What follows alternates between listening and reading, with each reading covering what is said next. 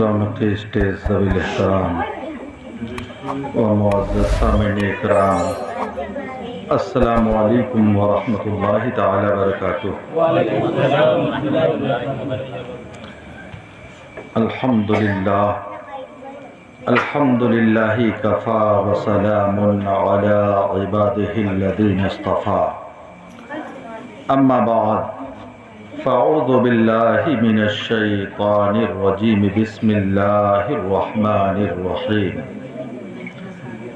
الا ان اولیاء اللہ لا خوف علیہم ولا هم يحزنون۔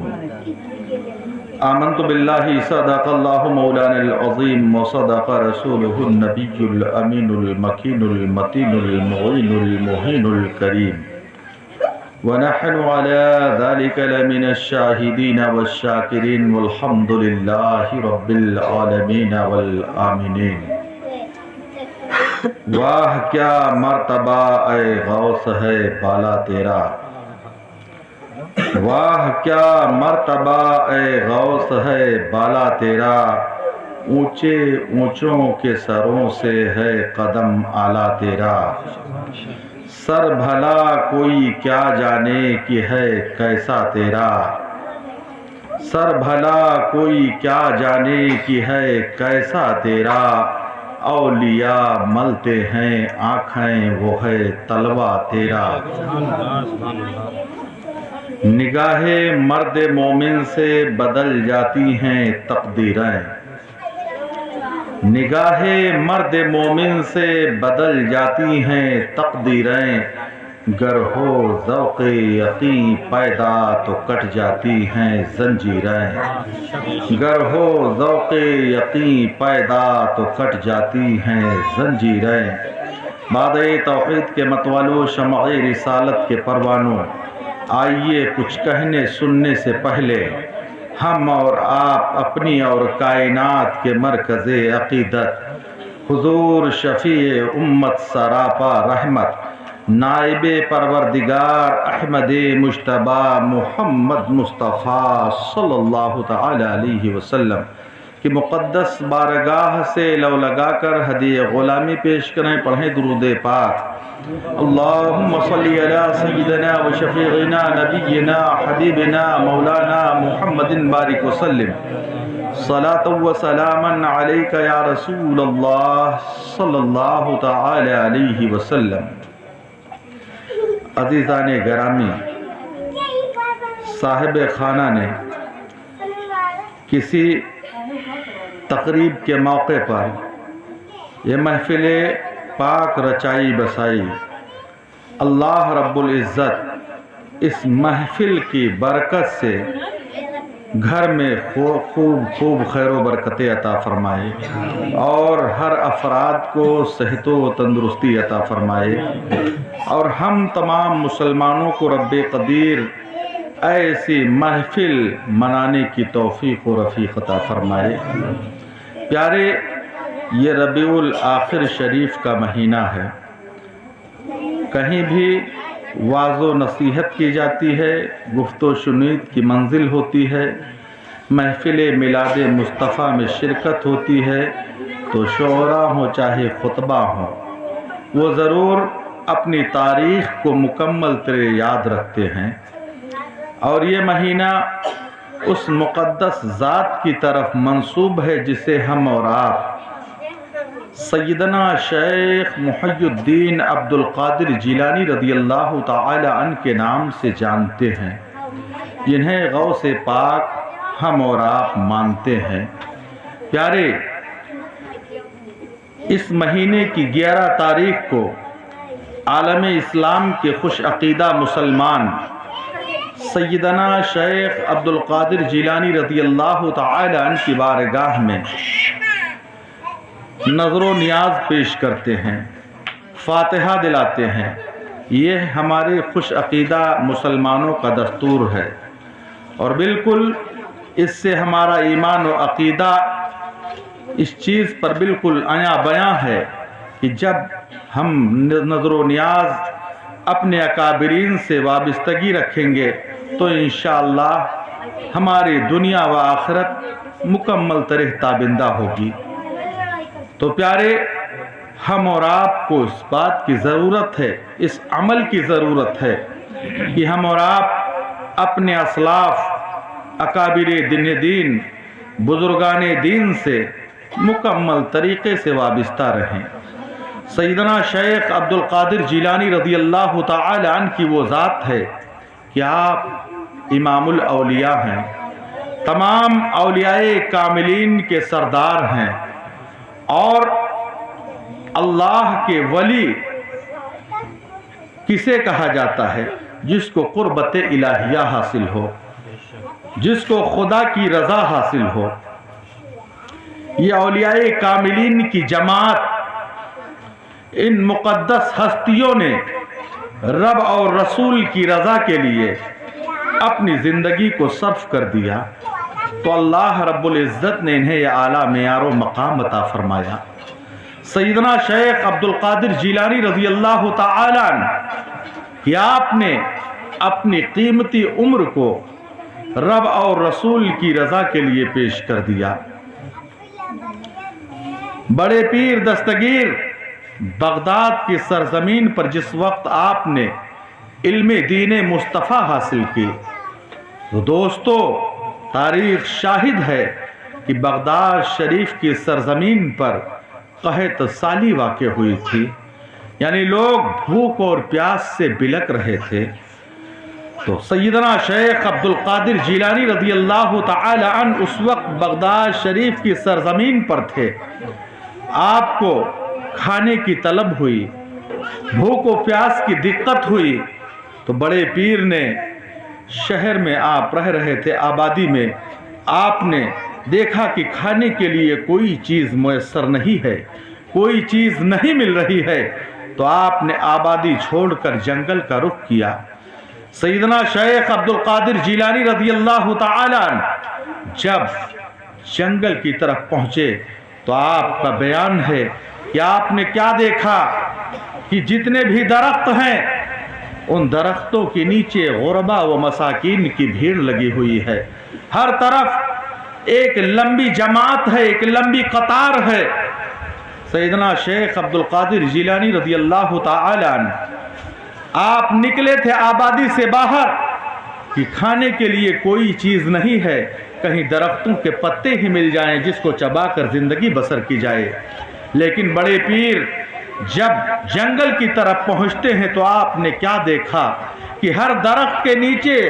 ایک لمبی قطار لگی ہوئی ہے، غربا و مساکین کی بھیڑ لگی ہوئی ہے۔ آپ کو درخت کے پتے بھی چبانے کے لیے نہ ملے، لیکن بڑے پیر نے سیدنا شیخ عبد القادر جیلانی رضی اللہ تعالی عنہ نے علم دین مصطفیٰ کے حصول کے لیے اس قدر صعوبتوں کا سامنا کیا، اس قدر محنت و مشقت کا سامنا کیا کہ درخت کے پتے چبانے کے لیے نہ ملے، لیکن آپ کے پائے ثبات کو لغزش نہ آئے، آپ کے پائے ثبات کو لغزش نہ آئے، آپ مکمل طرح مضبوط رہے، علوم دین مصطفیٰ کے حصول میں لگے رہے، یہاں تلک کہ سیدنا شیخ عبد القادر جیلانی رضی اللہ تعالیٰ عنہ نے علم دین مصطفیٰ کے حصول کے بعد جب آپ بغداد شریف کے منبر پر جلوہ افروز ہوئے تو آپ کے خطاب کو سننے کے لیے، آپ کے واعظ و نصیحت کو سننے والے اولیاء کاملین کی ایک جماعت تھی، تمام اللہ کے ولی کی موجودگی تھی۔ سیدنا شیخ عبد القادر جیلانی نے منبر شریف پر جلوہ افروز ہو کر آپ نے خطاب فرمایا کہ قدمی ہادھی علی رقبت کل ولی اللہ، یہ میرا قدم تمام اولیاء کاملین کی گردنوں پر ہے۔ سارے اولیاء کاملین نے تسلیم کیا کہ عبد القادر جیلانی آپ کا فرمان حق ہے، آپ کا قدم ہماری گردنوں پر ہے، لیکن ہندوستان کے اس راجہ کی عظمت کو دیکھو جسے ہم اور آپ خواجہ معین الدین چشتی، حسن سنجری، اجمیری رحمت اللہ علیہ کے نام سے جانتے ہیں۔ جب عبد القادر جیلانی نے منبر شریف سے فرمایا کہ یہ میرا قدم تمام اولیاء کاملین کی گردنوں پر ہے، تو خواجہ پاک دور ایک پہاڑ کے اندر رب رب کی عبادت میں محو مستغرق تھے، لیکن اللہ کے نیک بندے غوث پاک نے جب فرمایا یہ میرا قدم تمام اولیاء کاملین کی گردنوں پر ہے، تو خواجہ پاک نے کافی مسافت سے یہ جواب دیا کہ عبد القادر آپ کا قدم صرف میرے گردن ہی پر نہیں بلکہ میرے سر اور آنکھوں پر ہے۔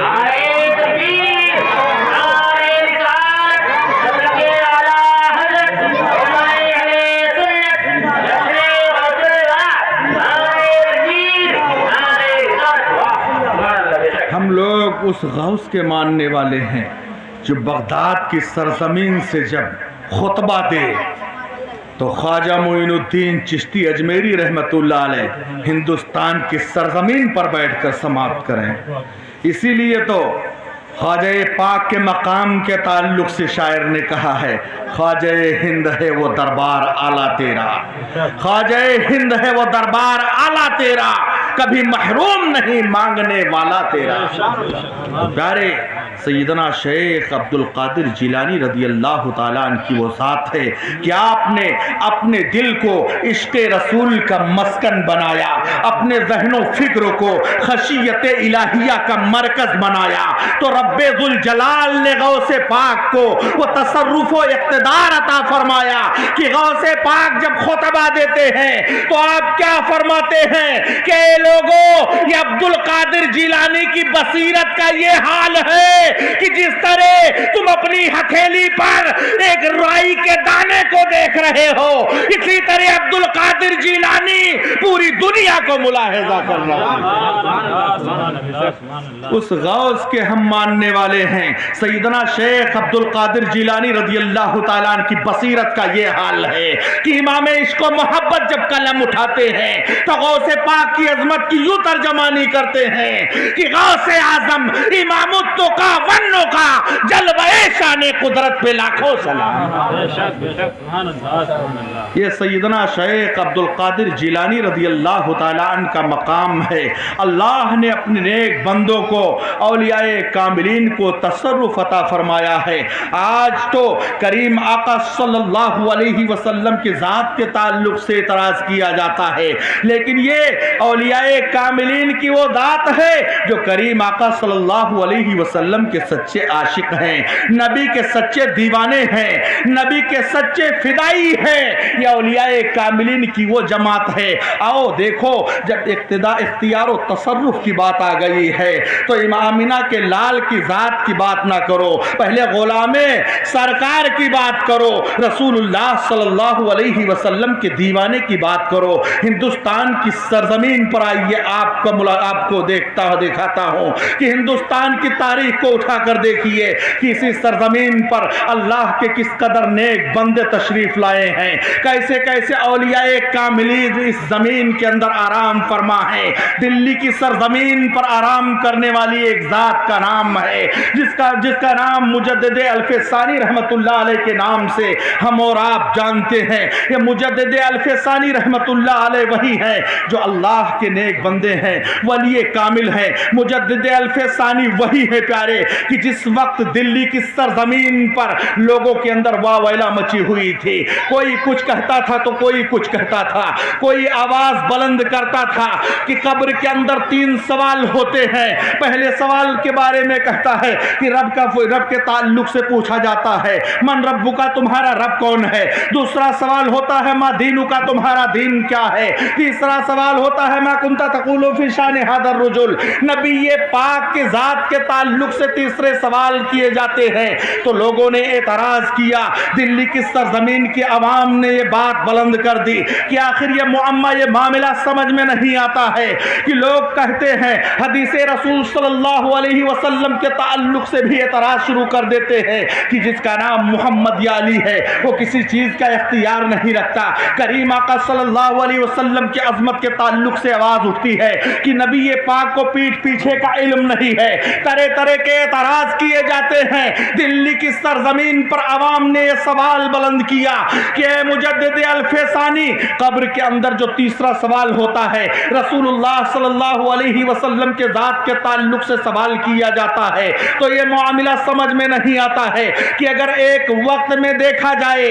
تو یہاں ہندوستان کی سرزمین پر نہ جانے کتنے لوگوں کا انتقال ہوتا ہے، نہ جانے کتنے لوگ دفن ہوتے ہیں، پھر دوسرے ملک کا جائزہ لیا جائے اسی وقت میں نہ جانے کتنے لوگ ہزاروں لوگوں کی تعداد میں انتقال ہوتے ہیں، تیسرے ملک کا جائزہ لیا جائے اسی وقت میں نہ جانے کتنے لوگوں کا انتقال ہوتا ہے۔ اے اللہ کے بندے مجدد الف ثانی، آخر یہ کیسے معمہ حل ہوگا کہ نبی پاک صلی اللہ علیہ وسلم قبر میں تشریف لاتے ہیں اور ایک وقت میں نہ جانے کتنے لوگوں کو دفن کیا جاتا ہے، آخر ایک وقت میں حضور اتنی قبر میں کیسے پہنچتے ہیں؟ جب یہ سوال کیا گیا دلی کے بادشاہ نے بھی یہی سوال پیش کیا، تو مجدد الف ثانی کو دیکھو، اللہ کے نیک بندے کو دیکھو، ولی کامل کے جواب کو سنو۔ مجدد الف ثانی نے کیا فرمایا کہ سوال کرنے والے سنو سنو، تمہارے سوال کا جواب جب ہی ملے گا کہ جب تم مجدد الف ثانی کی دعوت لوگے اپنے گھر کے اندر،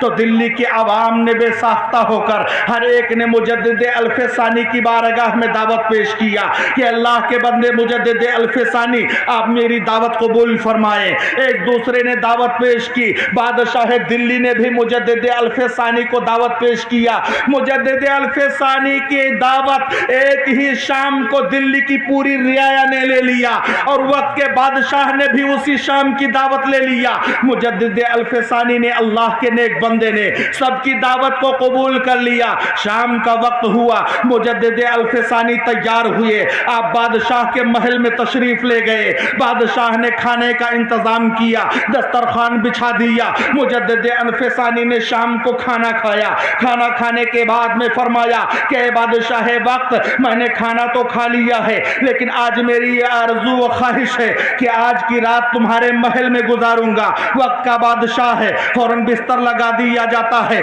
مجدد الف ثانی نے کھانا کھانے کے بعد پوری رات دلی کے بادشاہ کے محل میں گزاری۔ صبح کی سفیدی نمودار ہوتی ہے، مجدد الف ثانی روانہ ہوتے ہیں، ادھر بادشاہ دلی نکل پڑتا ہے، ایک دوسرے سے ملاقات کرنا شروع کرتا ہے۔ پہلے انسان سے ملتا ہے، کہو کیسے حالات ہیں؟ وہ کہتا ہے الحمدللہ بہت اچھے، آج کی شام کو میں نے مجدد الف ثانی کی دعوت پیش کیا تھا، مجدد الف ثانی ہمارے گھر تشریف لائے، آپ نے دعوت کھائی، پھر رات میں ہمارے ہی گھر کے اندر قیام کیا۔ بادشاہ کے کان کھڑے ہو گئے، رونگٹے کھڑے ہو گئے۔ دوسرے رعایا سے، دوسرے آدمی سے پوچھا کہ کہو کیسے حالات ہیں؟ دوسرے نے جواب دیا کہ آج کی شام بہت اچھا، مجدد الف ثانی ہمارے گھر دعوت کے لیے تشریف لائے، حضور نے کھانا کھایا اور رات بھی ہمارے ہی محل میں، ہمارے ہی گھر میں گزاری ہے۔ بادشاہ نے تیسرے سے سوال کیا، یہ کے بعد دیگرے دلی کے عوام سے سوال کرتا گیا بادشاہ، ہر ایک کا ایک ہی جواب ہوتا کہ الحمدللہ بہت اچھا، آج حضور نے ہمارے گھر میں کھانا کھایا ہے شام کو اور رات ہمارے گھر میں گزاری ہے۔ مجدد الف ثانی کے تعلق سے دلی کے تمام عوام کا یہی جواب ہوتا ہے۔ بادشاہ وقت فکر کا شکار ہو جاتا ہے، فکر میں پڑ جاتا ہے اور حاضر ہوتا ہے عوام دلی کو لے کر کہ اے مجدد الف ثانی، آخر یہ کیا معاملہ ہے؟ یہ معاملہ سمجھ میں نہیں آ رہا ہے کہ شام کی دعوت میں آپ میرے محل میں تھے، آپ نے کھانا کھایا، پھر میرے محل ہی میں قیام کیا، رات بھی میرے محل میں گزاری، اے مجدد الف ثانی آخر یہ کیا وجہ ہے؟ تو مجدد الف ثانی نے جواب دیا کہ بادشاہ وقت، یہی تو تم لوگوں کے سوال کا جواب ہے کہ جب غلام نبی کا یہ حال ہے تو سراپا نبی کا کیا حال ہوگا؟ نعرے تکبیر، نعرے رسالت، مسلک اعلی حضرت، احسان اعلی حضرت، جشن عید میلاد النبی، نعرے تکبیر، نعرے رسالت، سبحان اللہ سبحان اللہ۔ مجدد الف ثانی نے ہر گھر میں دعوت قبول کی اور ہر گھر میں تشریف لے گئے، تو دلی کی عوام بھی پریشان ہے کہ ایک ہی رات میں ایک اللہ کے بندے بادشاہ کے محل میں رات گزاری، دلی کے عوام کے گھر میں رات گزاری، آخر یہ کیا معاملہ ہے؟ تو مجدد الف ثانی نے فرمایا کہ یہی تو تمہارے سوال کا جواب ہے کہ جب نبی کے ادنا غلام کا یہ حال ہے تو آمنہ کے لال کا حال کیا ہوگا؟ رسول اللہ تو جتنی قبر میں چاہیں ایک وقت میں تشریف لے جائے، یہ کریم آقا کا اختیار ہے، اور رب نے وہ طاقت عطا فرمائی ہے کہ ہاتھ جس سمت اٹھا غنی کر دیا، موج بحر سماحت پہ لاکھوں سلام۔ اس نبی